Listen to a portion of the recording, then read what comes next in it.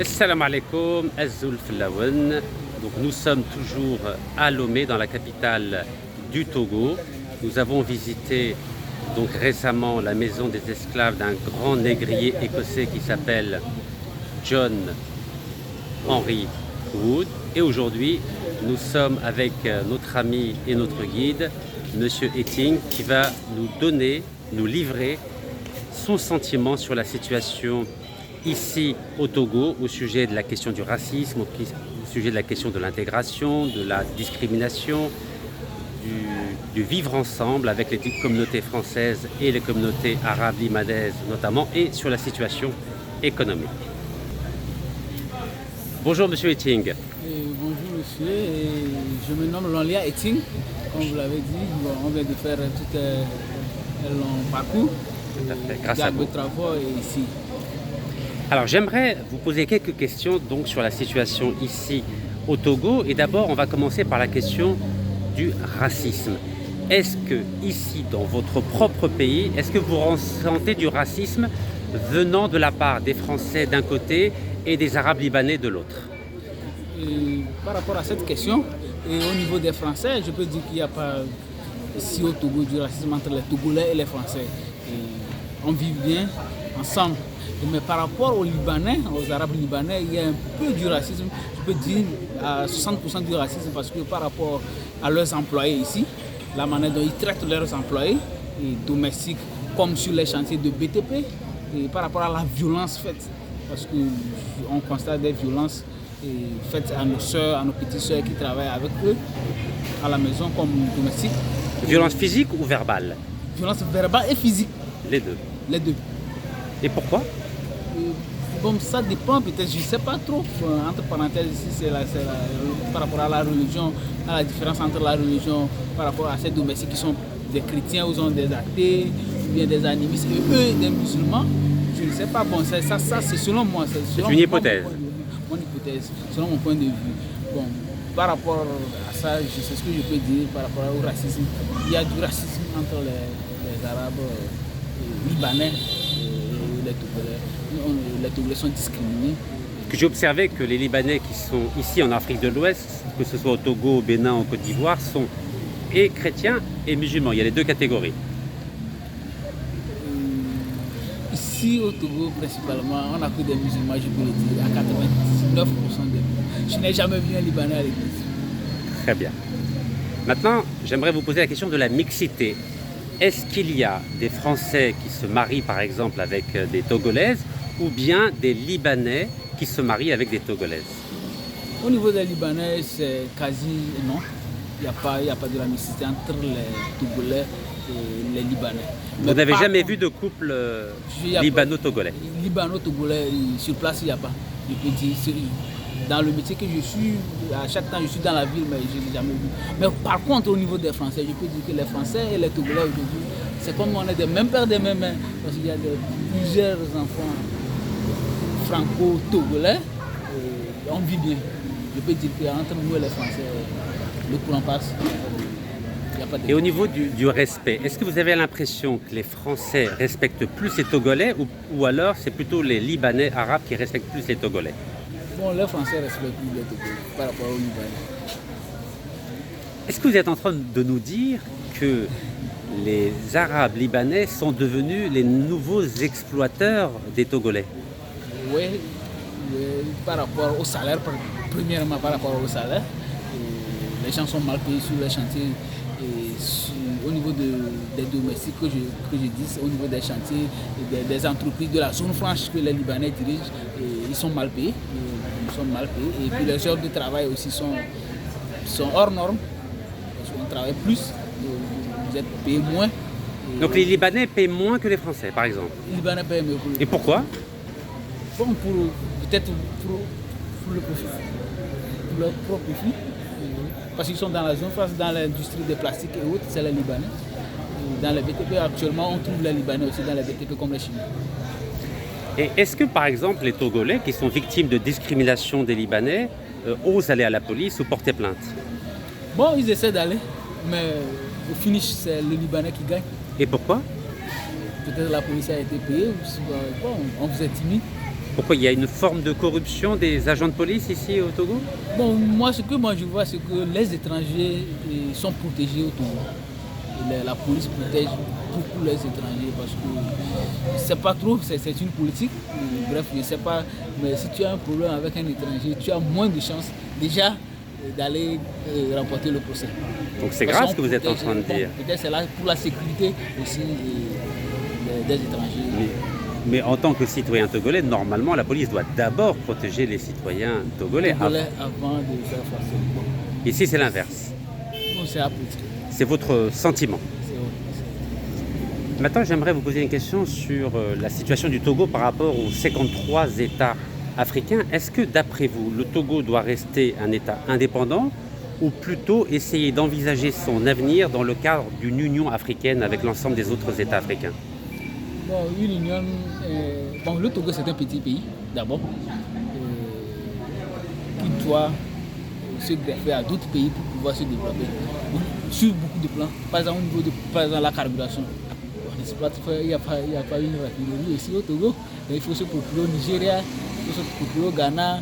Et pratiquement beaucoup de choses viennent du Ghana et du Nigeria. Par exemple, les pièces de rechange des motos, des motos. Donc, je préférerais même, si possible, qu'il n'y ait plus de frontières entre même nos pays. Donc, des frontières physiques en fait.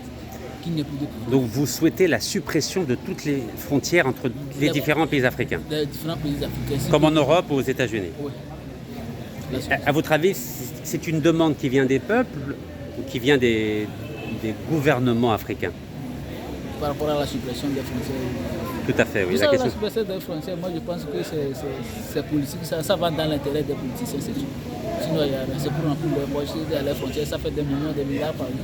Donc vous pensez que les peuples souhaiteraient la suppression des frontières? Oui, les peuples, nous souhaitons. Le peuple souhaite, mais la politique ne souhaite pas parce que ça fait de rentrer de l'argent. Quand vous allez traverser la frontière, on peut vous faire déjà 3 000, 5 000 par personne. Déjà, vous imaginez jusqu'à la soirée, quelle cagnotte ils vont. Quand ils vont supprimer ça, bon. Est-ce que vous savez qu'en tant que citoyen algérien, j'ai dû payer 25 000 francs CFA de visa donc pour entrer sur le territoire togolais? Est-ce que c'est la même chose pour les Togolais qui veulent aller en Algérie? Le Congrès, pour qu'un Togolais quitte ici pour aller en Algérie, c'est un chemin de calvaire. C'est compliqué? C'est compliqué. Tu ne peux pas avoir le visa facilement comme ça, c'est impossible. Est-ce que vous pouvez prendre un avion, aller à Alger et sur place demander un visa? Ou alors il faut le demander ici? Il faut le demander ici. C'est impossible. Au départ? Au départ.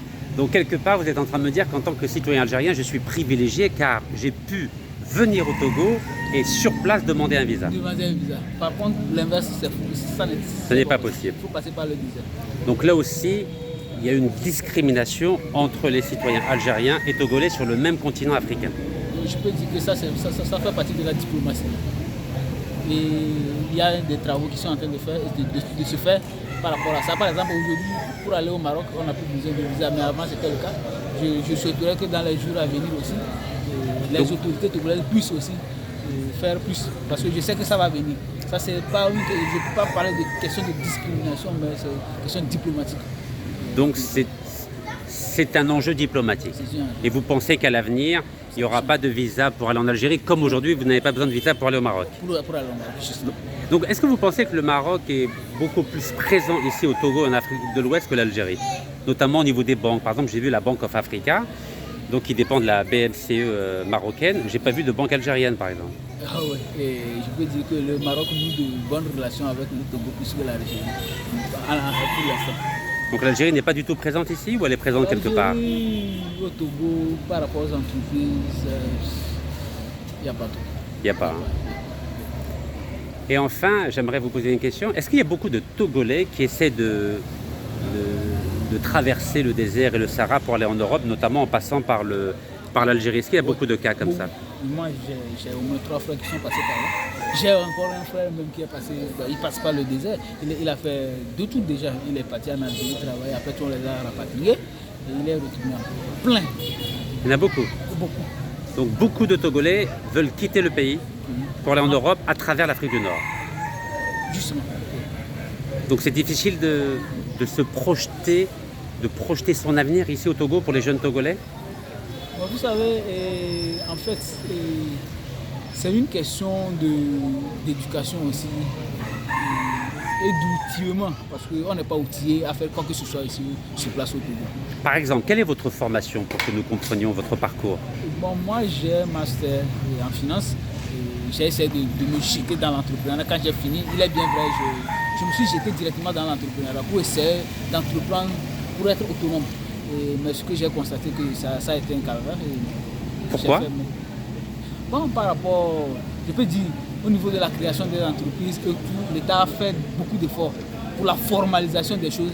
Actuellement, c'est rapide. En 24 heures, tu peux créer ton entreprise, maximum, avoir tous les papiers possibles. Mais sur le terrain, c'est autre chose. Par exemple, pour faire un prêt, par exemple, est-ce que c'est compliqué? Pour faire un prêt à la banque, c'est compliqué pour les Togolais. Parce que je peux dire que c'est les 10% ou bien 20% de personnes qui ont accès au crédit bancaire. C'est la microfinance qui sauve un peu l'informel. Parce que le Togo est plus dans l'informel que dans le formel. Donc il y a beaucoup d'informels au Togo? Beaucoup d'informels. À combien vous évaluez à peu près le taux de l'informel? À 70. C'est énorme en effet.